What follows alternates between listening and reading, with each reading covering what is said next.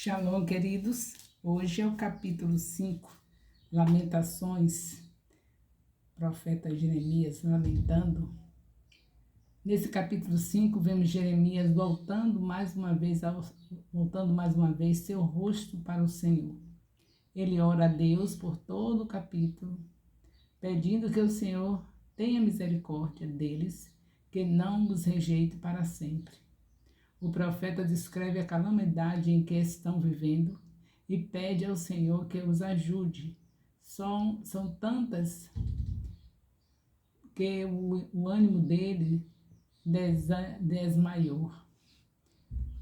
Tantas vezes que pede, tantas vezes que está mostrando a calamidade diante do Senhor, que fica cansado. Sabendo que isso é fruto do pecado, Jeremias pede ao Senhor que os converta, porque se ele intervir, eles de fato serão transformados.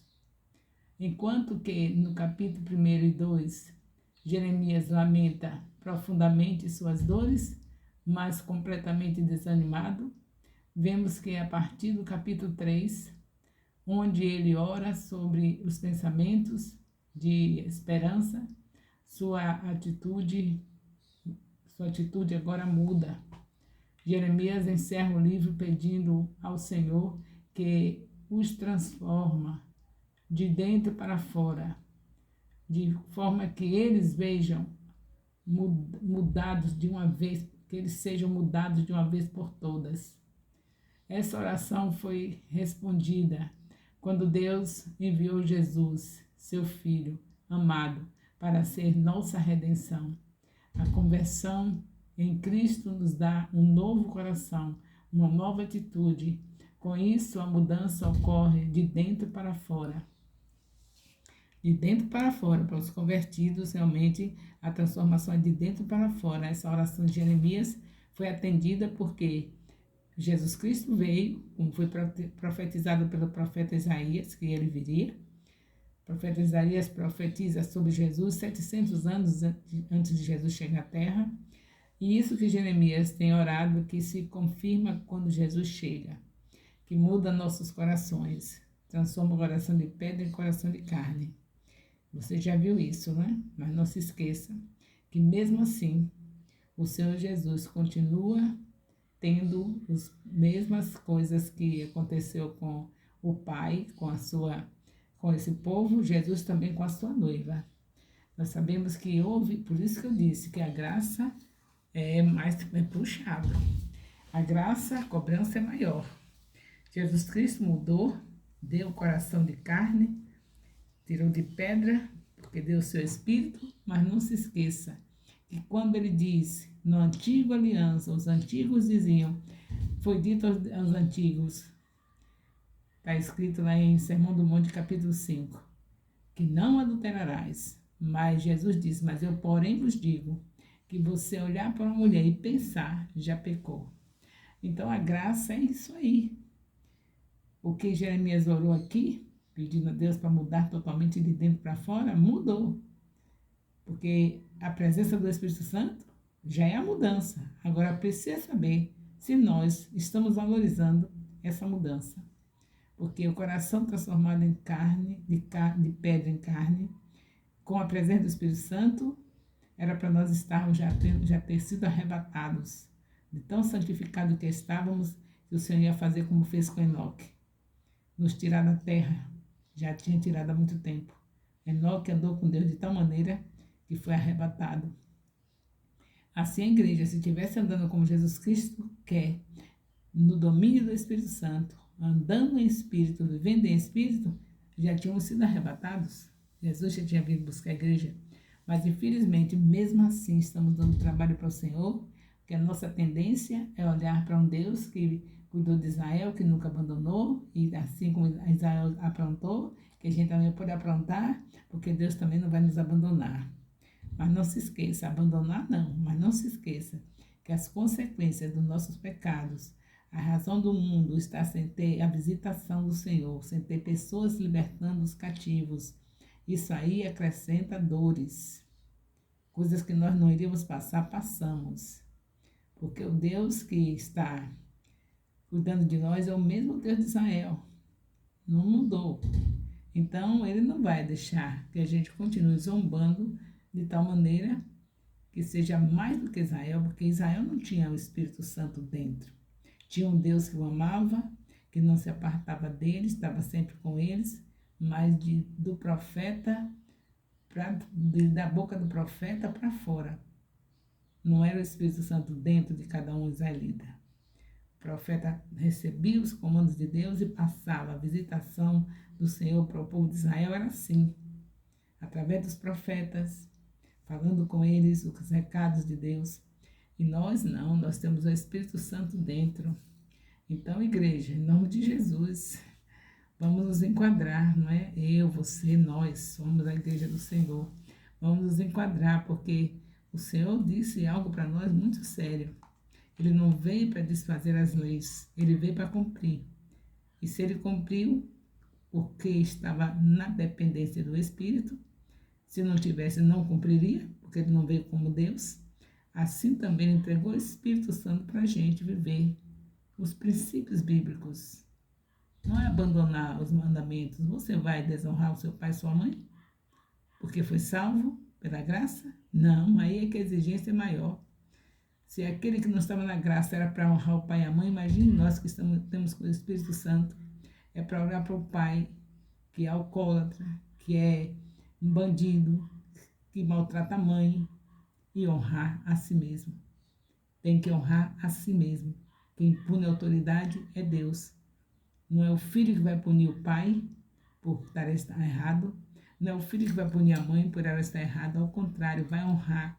Quem resolve o problema de autoridade é a autoridade das autoridades, que é o Senhor dos Senhores, o nosso Deus. Então, a exigência é muito grande para nós. Não pense que porque é graça que a gente vai ficar fazendo o que bem entende e naquele grande dia todos subirem. Vai subir sim, mas vai ter que passar por a mesma sofrimento que Israel passou.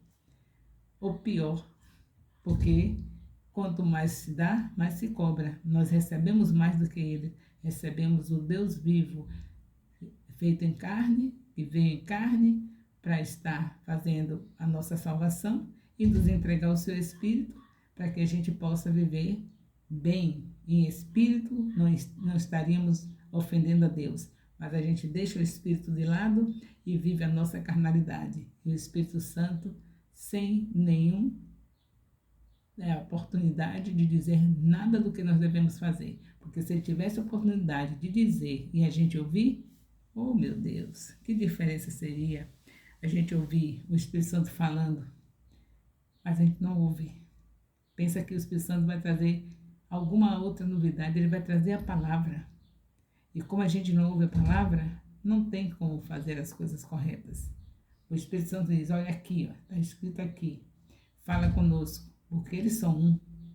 A palavra, o Espírito e o Pai. A palavra é Jesus, o Espírito Santo, nosso Consolador, nosso instrutor, e o Pai, que nos amou primeiro, derramou esse amor em nosso coração, para a gente vivermos a palavra, vivermos amando nossos irmãos, e a gente faz uma coisa dessa. Vive independentes do Espírito de Deus. Porque se tivéssemos a dependência do Espírito de Deus, cada dia nós teríamos alguém que iríamos tirar do inferno. Porque o dia inteiro são 24 horas que nós temos para estarmos orando na madrugada, durante o dia, já tem a direção, qual é a casa que vai, qual é a pessoa que vai, para dizer que Jesus é o caminho, a verdade e a vida, e ninguém vai ao Pai senão por Ele. Se a pessoa receber a palavra, dar lugar ao Espírito Santo, é convencido pelo Espírito Santo e você ganhou a vida. Se não der lugar, você fez o que devia fazer, não está devendo nada a ninguém. Foi ver uma vida para salvar. E aí, pronto, cumpriu sua missão daquele dia. Eu digo para aqueles que estão muito ocupados, entre aspas, né? Aquela ocupação, já sabe, de coisas supérfluas, coisas que está fazendo, que Deus não mandou fazer. Então, para esses, e para aqueles que já entenderam que é o reino de Deus e a sua justiça em primeiro lugar, não tem conta. Amanhece o dia assim, só tem prazer nisso. Vai na casa da titia, vai na casa do amigo de faculdade, vai na casa da amiga de colégio, de tudo. Tudo é um motivo para você evangelizar quando você está entendendo o que Deus mandou você fazer. Então, queridos, não vamos brincar de Deus, não. Jeremias está aqui nessa lamentação, nesse sofrimento, porque o povo não ouviu. E Deus não poupou nem o profeta. Mesmo ele sendo fiel, mas ele está sofrendo. Deus podia dizer assim, né? Ou você pensa que Deus podia dizer assim: não, eu não vou deixar, não vou fazer isso que eu prometi, não vou deixar essa destruição de Jerusalém, do templo, de tudo, as pessoas mortas, com os corpos sem direito a ser enterrados, essa calamidade toda, não vou deixar por causa do meu filho, o meu profeta, ele vai sofrer junto. Nem isso. Quando Deus tem que punir, ele pune porque sabemos que ele não punindo é pior para nós. Não sei se você tem experimentado, eu já experimentei várias vezes, Deus me punindo. Não é nada bom não, filha, não é nada bom não. Mas a primeira coisa que eu vejo digo, já sei, Senhor, me perdoe, já sei, já vejo logo, foi Deus que está me cobrando, está me disciplinando para que eu não continue fazendo essa coisa triste que ele não suporta, que é errar o alvo. Errar o alvo é pecado. A gente pensa que é somente se fizer alguma coisa imoral. Não. A coisa triste que eu já fiz e que muitas outras semelhantes foi em relação aos filhos. Coisa triste a gente deixar o filho por causa de doença, porque eu estava doente. Aí deixei meu filho 1 ano na mão de uma família, meu filho especial. Que coisa triste. Alguém pode imaginar que tristeza é uma mãe deixar o seu filho na mão de alguém? Hoje, perdoada, sarada, abençoada, certa de que tem uma vida eterna, porque o perdão do Senhor foi imediato, assim que eu pedi perdão, meu Deus me perdoou. Porém, é muito triste lembrar que meu filho passou 1 ano sem saber falar, sendo um autista, sofrendo tudo que um ser humano indefeso sofre. E eu dizendo que é por causa da doença, porque eu tenho a tireoide pela metade, eu estou sofrendo muito, essa falta desses hormônios, que eu nem sabia que era isso, produziu muitas coisas ruins em mim, e eu disse, não, eu posso ficar sem ele pelo menos 1 ano para poder me cuidar. Isso para mim é igual como uma prostituição, é igual como matar, é igual como roubar. Um ser humano indefeso, inocente, na mão de uma família, dormindo e acordando sem ver a sua mãe. E a mãe estando viva. Então, uma pessoa dessa não é melhor do que um assassino, não é melhor do que um ladrão. É tudo misericórdia do Senhor. Por isso que eu estou aqui. A misericórdia do Senhor me alcançou. Deus é bom em todo tempo. Deus pune para que a gente não seja consumido. Senão era fulminado, como Ananias e Safira foram fulminados na frente de Pedro. Mas o Senhor, na sua misericórdia, apenas me puniu. E eu dou graças a esse Deus que disciplina porque Ele ama. Então, a igreja não é somente no caso meu, individual, no seu caso, mas de um modo geral, a igreja está sujeita a punições. Então, em nome de Jesus, vamos considerar o quanto nós recebemos. Recebemos tudo a mais do que Israel. O Deus vivo veio até nós através do seu Filho e levou os nossos pecados, nossas doenças, tudo ali na cruz. Era para nós vivermos 24 horas no ar, 24 horas, somente vendo o que é que o Senhor quer que eu faça. Tenho certeza que as coisas importantes para a sua vida, Ele não ia impedir de você fazer. O problema é que nós estamos fazendo coisas que não era para fazer. Não é para ficar inútil, sem fazer os trabalhos que Deus não quer preguiçoso, mas é para fazer o trabalho que é suficiente para aquilo que é importante para o seu dia a dia. Trabalho para comer, trabalho para vestir, trabalho para calçar. Mas eu estou falando vestir. Não é o trabalho para se exibir, para fazer das roupas desfile, para fazer dos sapatos desfile. Trabalho para vestir, o necessário que se tem para vestir. não é para vestir além da conta, ter um quarto inteiro, tomando de ponta a ponta da parede com roupas para a gente desfilar. Tudo isso a igreja faz. Tem até acúmulo de roupas, tem até acúmulo de sapatos, tem até acúmulo de bens dentro da casa, coisa supérflua. Enquanto o que está lá marginalizado, na mão do diabo, não tem direito a ser liberto, porque a gente está no nosso entretenimento, olhando para as bênçãos maravilhosas que Deus nos dispensou. Ele apenas permitiu, mas o que ele queria para você é que você só trabalhasse para o seu pão de cada dia, e as demais coisas ele dá. Ele dá as roupas, dá sapato, dá tudo. Eu tenho prova disso a cada dia da minha vida.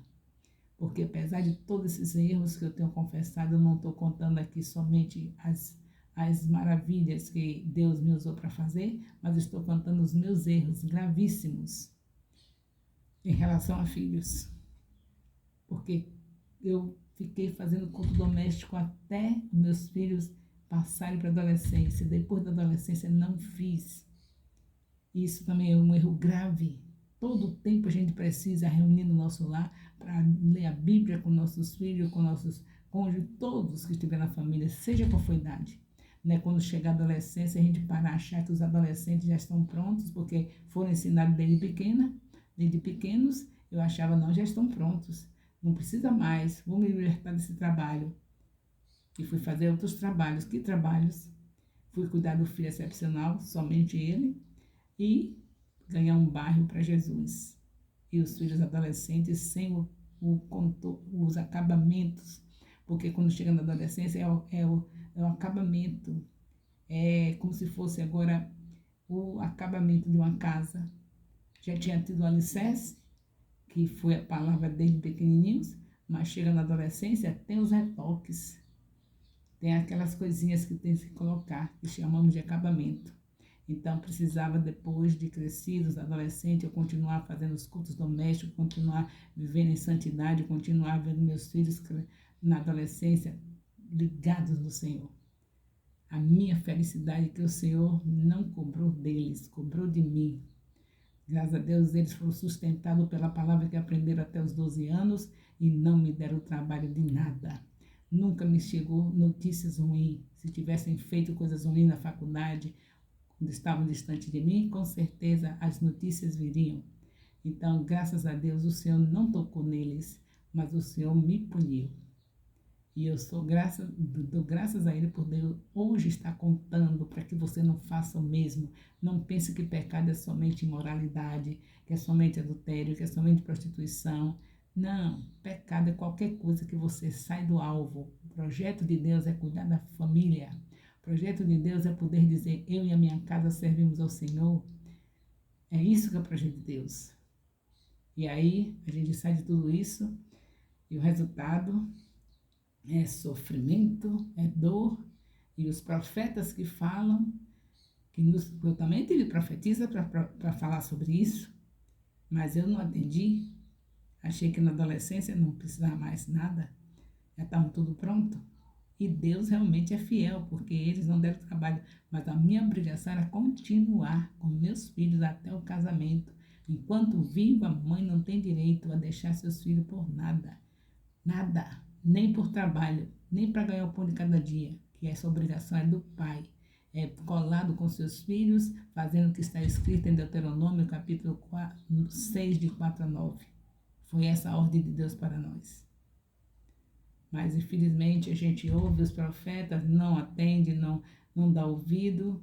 No caso nosso, que já temos a Bíblia pronta, a gente lê a Bíblia, não dá ouvido, foi tudo registrado. O que os profetas falaram no tempo da antiga aliança, deixou tudo registrado. Então, é para nós estarmos obedecendo tudo, porque dá tudo certo quando a gente obedece a palavra de Deus. Mas a gente não obedece e aí vem a lamentação. Assim como Jeremias ficou lamentando o sofrimento que Deus não poupou, ele tinha que punir. Ele ama. Quem ama, cuida. E cuidar está incluído disciplina. Então, a mesma coisa hoje. A gente pensa que está na nova aliança, que pode fazer o que quer, aí depois vem também a lamentação, o sofrimento, as dores desnecessárias, porque já basta saber que no mundo temos aflições, mesmo que a gente não apronte nada, porque estamos num mundo caído, as pessoas adoecem, as pessoas têm sofrimentos, mas a gente provocar por causa da desobediência, você sabe quando você está passando pelo sofrimento que não foi você que causou, e você sabe quando é você que causa, porque o Espírito Santo está prontinho para dizer. Comigo ele nunca deixou escondido, ele vai logo me revelando, foi isso que você fez. Foi desse jeito que você estava fazendo, e desse jeito Deus não se agrada, e você está sendo punida. E eu quietinha, chamando por Jesus, e a misericórdia dele me alcançou. Hoje eu estou aqui, pela graça de Deus, fazendo uma grande obra do Senhor, que só Ele poderia entregar uma obra dessa nas minhas mãos, que eu não mereço. É uma obra maravilhosa. Não tem outra maior do que essa. Jesus Cristo falou, ide e fazer discípulos. Aqui na terra, para os discípulos do Senhor Jesus, não tem outra ordem mais sublime do que essa. Porque quando você faz discípulo, você está fazendo o que ele disse, amar o seu próximo. Ele resumiu os mandamentos em 2. A Deus sobre todas as coisas e ao próximo como a si mesmo. Como é que eu amo o meu próximo e não arranjei uma estratégia para ganhar uma vida? Ah, mas eu não sei. Você é inteligente, você é a imagem do Senhor Jesus, a imagem de Deus. Então você tem, só basta você querer uma estratégia, uma maneira de você chegar até o seu parente, até o seu amigo, até a sua amiga e dizer, Jesus Cristo é o caminho, a verdade e a vida, e ninguém vai ao Pai senão por Ele. E tudo mais é com o Espírito Santo. É Ele que convence do pecado e do juízo, da justiça. Agora, pelo menos faça a sua parte. E quando você vê que o Espírito Santo convenceu, agora continue consolidando. E depois discipulando. E depois enviando. No poder do Espírito Santo também. Então, quer parar de lamentar? Quer parar de sofrer? Então, é claro que o sofrimento normal da terra, todos nós passamos, sofrer desnecessariamente, sofrimentos provocados pela desobediência. Quer parar? Então, obedeça. Quem obedece come o melhor dessa terra. O amor de Deus, nosso Pai, a graça salvadora do nosso Senhor Jesus Cristo, a comunhão do Espírito Santo, seja com todos os discipuladores e discípulos do Ministério Apostólico Internacional, Filhos de Jerusalém, desde agora e para sempre. Amém.